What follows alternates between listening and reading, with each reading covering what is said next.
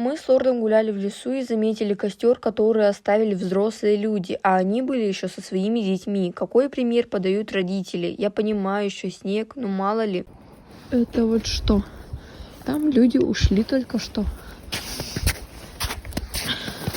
И что, они собираются возвращаться или как? И потушили, видимо.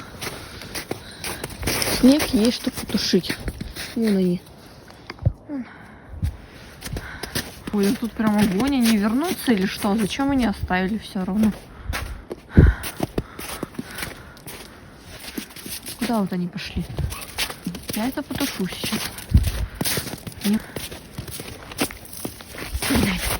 Как мне это потушить?